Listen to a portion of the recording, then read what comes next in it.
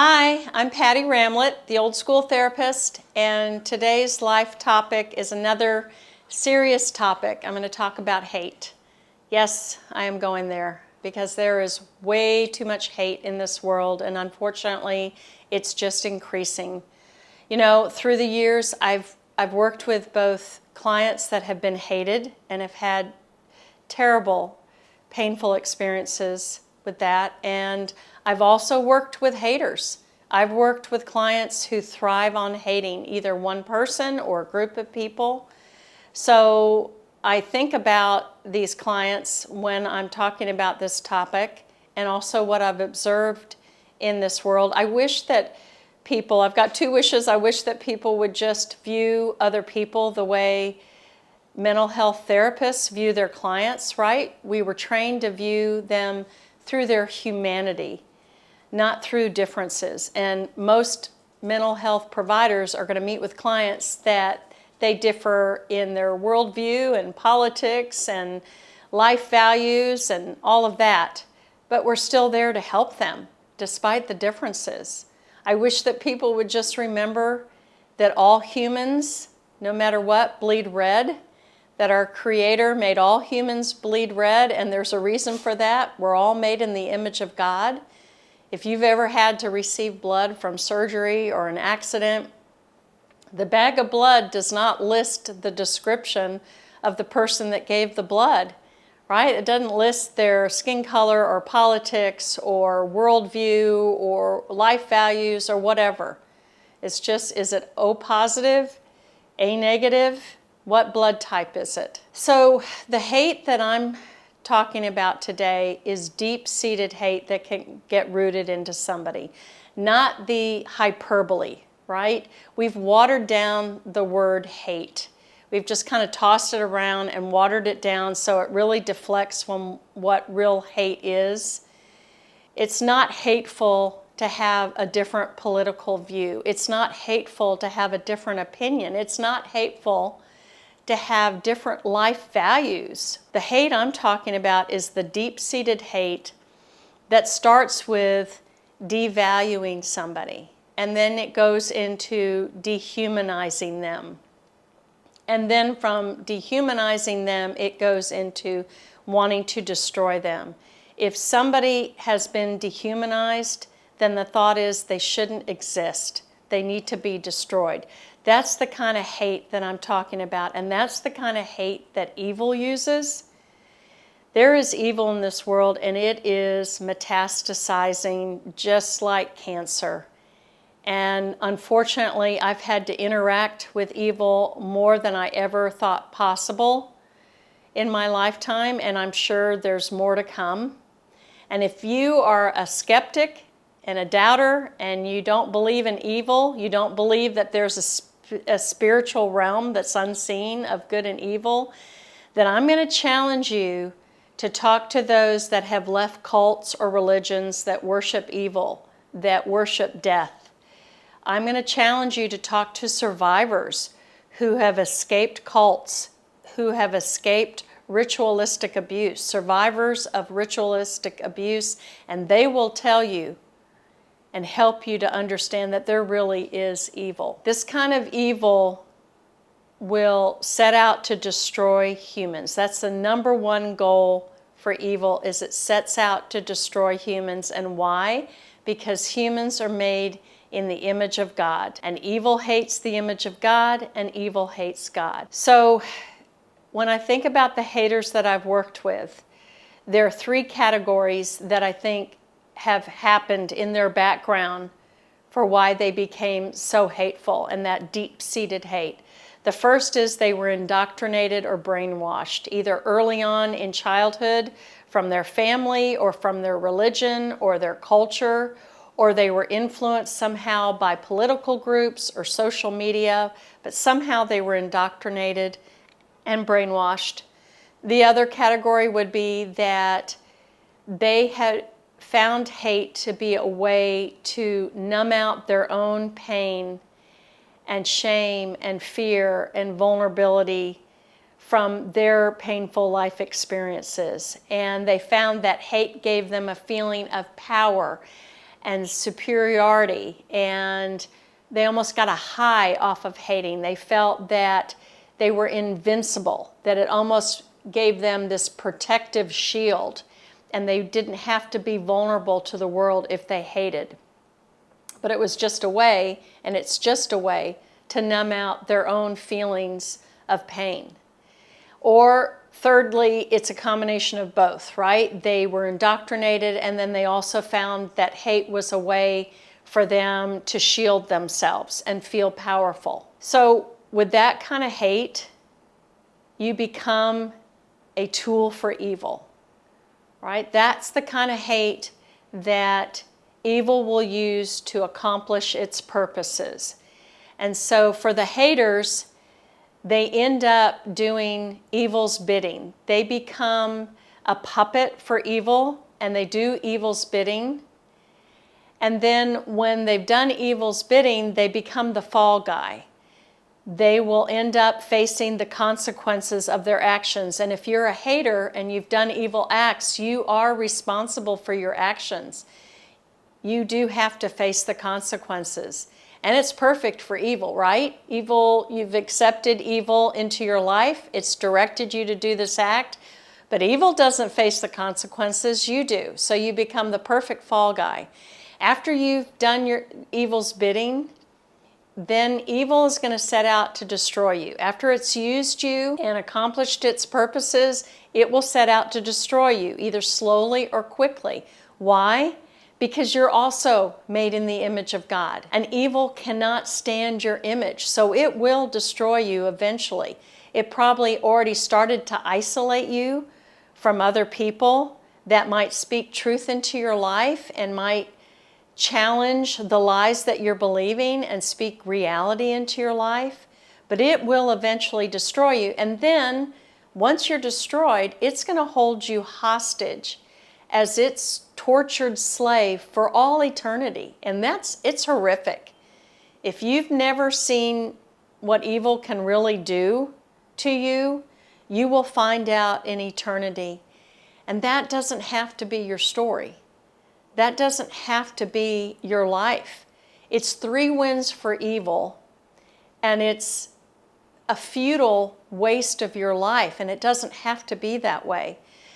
Because lastly, God is going to take any act of evil that a hater does and turn it for good, for His purposes, for His plan. There's a story in the book of Genesis, Genesis chapter 37, starting with verse 12. And it's the story about Joseph. Joseph comes from a family of all boys, and his brothers were jealous of him because Joseph was his father's favorite. And so his brothers were so jealous that they sold Joseph into slavery. But that's not the end of the story. Fast forward, and Joseph ends up becoming a favorite of the king of that land, and becomes, is allowed to be in a position of power and influence and help a lot of people. And not only does Joseph end up helping a lot of people, he ends up forgiving his brothers. And his message to his brothers is, what you intended for evil, God turned around for good. And that's the message of the story, and that will happen every single time. Every act of evil on this side of heaven, God will turn it around for good, for His purpose, for His plan, because evil will never win. God wins. Always will, always has. So one of evil's lies to people that it enlists is that evil's going to win, but it's a lie. For those of you that have been hated, I know you're in so much pain, and it's excruciating, and it is terrible what you've been through. But it's not about you. There's not something wrong with you. It has everything to do with the hater projecting onto you. You are perfectly and beautifully and wonderfully made. You deserve to be loved and accepted, and you are by God. And you are perfectly and wonderfully made in the image of God, the creator of the universe, the intelligent designer. So 2 things you can do if you've gone through hateful experiences or still are going through hateful experiences. One, I challenge you to live by a higher code of civility and respect and understanding and care, to want to agree to disagree. There's such a lack of caring. People don't care. And if you don't care, then you don't care how your actions impact other people. So care enough to agree to disagree.